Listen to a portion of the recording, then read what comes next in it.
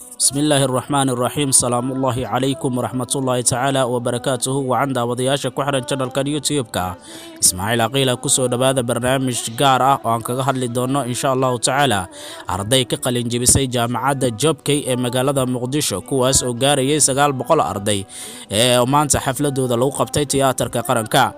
xafladaas ayaan kusoo qaadi doonaa insha Allah taala khudbad uu halkaas ka jeediyay in gudoomiyaha jaamacadda Jobkey taas oo kula dardaarmay ardayda iyo sidoo kale arday baahiyaha gaarka qaba ee maanta halkaasi shahaadada lagu gudoonsiyay kuwaas oo kala ah kuwa aragala dalmar iyo fartuun barnaamijka ayaa insha Allah taala inta ku guda jirno ku faaqidi doona insha Allah taala ka hor inta barnaamijka guda galeen fadlan walaal haddii nagu cusubta channelka subscribe saar si ay dhiirigelin inoo noqoto like ta saar si barnaamijyadeena haddii aad ka heshay gambaleelka furo si aad u noqoto qofka koowaad ee hela waxyaabaha halkan aan ku soo baahino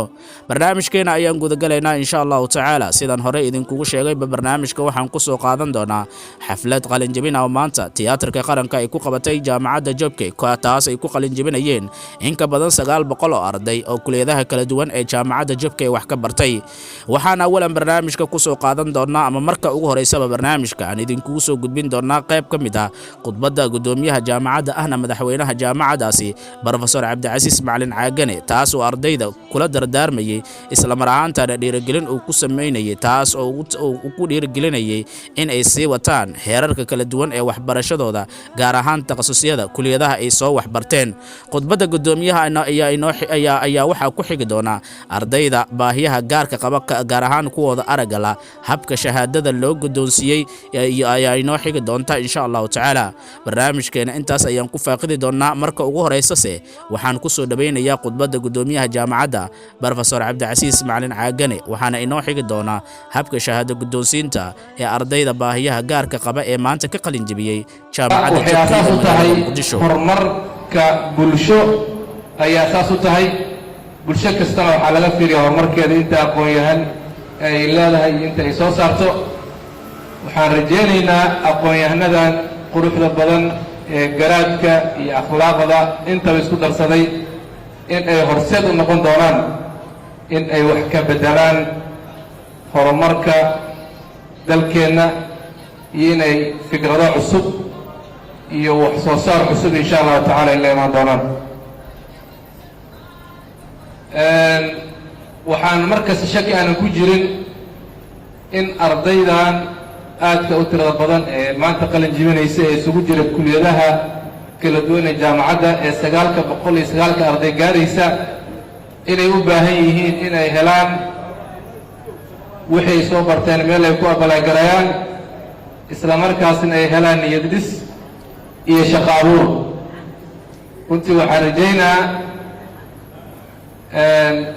dadku waxaa laga yaabaa inay isku khaldayaan waxaa la yidhahdaa hal abuur iyo shaqo abuur waxaa la yidhaahdaa hal abuurka ayaa aad u dhib badan laakiin shaqo abuurka wax dhib badan maaha haddaan tusaale u soo qaadanno waxaad ka warqabtiin in yacni bajaajta maanta magaalada waxa wata ay yihiin dhalinyarada ugu badan simbali macnaha waa shaqo abuur laakiin lacagtaas tirada badan oo bajaajta la gelina haddii hal abuur la yimaado intaas in ka yar ayuu qofku wuxuu ku soo saari karaa inuu asagana ka noolaado waalidkiisana uu ka nooleen marka waxaan rajaynaynaa insha Allah taala ardayda maadaama hadda ay dhammaysteen waxbarashadoodii asaasiga ahayd inaan hadda wixii ka bilowda aan kala shaqayn doono siday ku samaysan lahaayeen hal abuur ee uga maarmaan xataa inay shaqi waxyaabo kala raadsadaan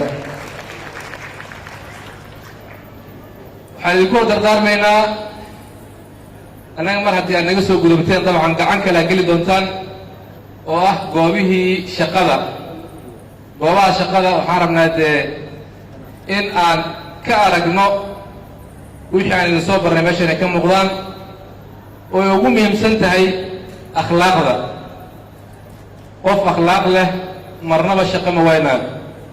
marka waxaan rajaynaa insha Allah taala inaad meelaha aad tegi doontaan iyo shaqooyinka aad qaban doontaan inaad aas-aas uga dhigtaan akhlaaqda inaad asaas uga dhigtaan dulqaadka inaad asaas uga dhigtaan inaad tihiin dad lagu dayan karo oo horumarka iyo wax kastana qayb ka noqon karo daacadnimada waa waxyaabaha meelaha aad joogtaan idinka jeclaan doono marka aad tagtaan akhlaaqdana waa waxyaabaha idin horseedi doonto marka aad meel aad ka shaqaynaysa aad ka tagto in lagu tago waxaana waa qiso yar oo kooban inaan idiin sheego nin injineera oo kambani aad u weyn ka shaqayn jiray ayaa wuxuu soo gaaray xilligiisii howlgabka waxa uu codsaday in howlgab loo diro oo lacagtiisii beeshinka u qaato si muddadii dheereed oo 40 sano ama 50 sano ku dhoweyd uu shaqada uga fariisto maamulka shirkadda waxa uu ku yidhi okay waan kuu diraynaa beeshinkaadii iyo howlgabnimadaadii waa lagu samaynaa laakiin waxaan rabnaa inaad nagu macsalaamayso hal guri inaad noo dhisto marka halkii guri ayaa loo dhiibay inuu dhiso asaga oo ka fikiraa in uu helo waqtigiisii nasashada ee beeshinka inuu helo ayuu wuxuu sameeyey gurigu wuxuu ku dhisay boobsiisa soonan waqtigii iyo mataqaanaa loogu talagalay iyo tayadii loogu talagalay iyo berihii loogu talagalay iyo shamaytadii loogu talagalay iyo quality-ga loogu talagalay aan waxba fiirina wuxuu ka fikirayay inuu aad u degdego si uu ku helo nasashadiisa markii uu shaqadii u dhameeyey ayuu u yimid maamuli wuxuu yidhi furihii soo wareejiyey waxa uu ku yidhi shaqada waa iga soo dhammaatay gurigana fartaan ka soo qaaday waa ka furhay maamuli wuxuu ku yidhi gurigan maadaama aad intaasuna kambani aad u shaqaynaysay adiga ayay shirkadda kugu tala gashay inay ku abaalmariso maxaa ku dhacay wuxuu ka shalaayay haddii ogaan lahay in gurigan asaga lagu abaalmarin doono inuu si fiican u dhisi lahay inuu asaas xooggan u samayn lahay inuu biro fiican gelin lahay inuu aad u qurux badan u samayn lahay wasiirada hawl yeesha darteed hore loogu soo dhigay waxaa midda koowaad loo gartay in lagu sharfo lagu maamuuso lagu dhiirigeliyo lagu garab istaago dalmar cadow maalin oo ah arday ka mida ardayda ka qalin badaladeeda jaamacadda oo ka mida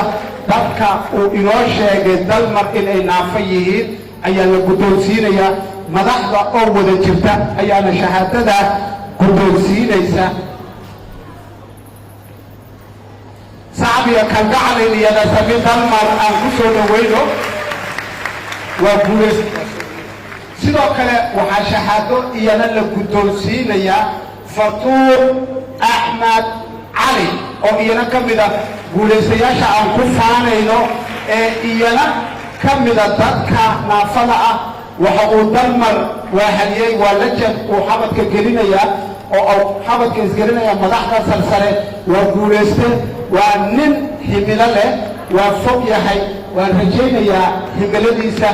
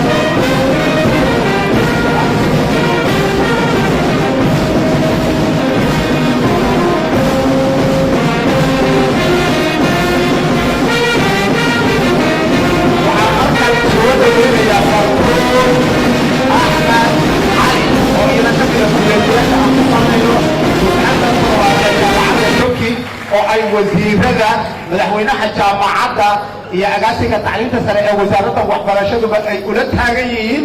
sharfideeda weynaynteeda maamuusideeda dhiirigelinteeda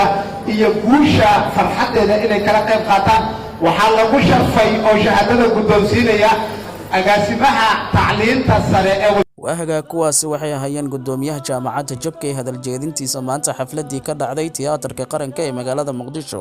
iyo sidoo kale shahaada guddoonsiinta dalmar iyo fartuun oo maanta ka mid noqday in ka badan 900 oo arday oo ka qalin jebisay jaamacadda jabki ee magaalada muqdisho tani ayaa waxay si cad u muujinaysaa in jaamacadda jabki ay tahay mid u nugul kabarqabida dadka baahiyaha gaarka qaba iyadoo si bilaash ah waxbarasho ku siinaysa guud ahaan barnaamijkeena maanta intaas ayaan ku soo gabagabaynaynaa inta barnaamij barnaamijkan midkiisa aynu ku kulmi doono sidaas iyo nabadiino nooli kulanti dambe oo xiiso leh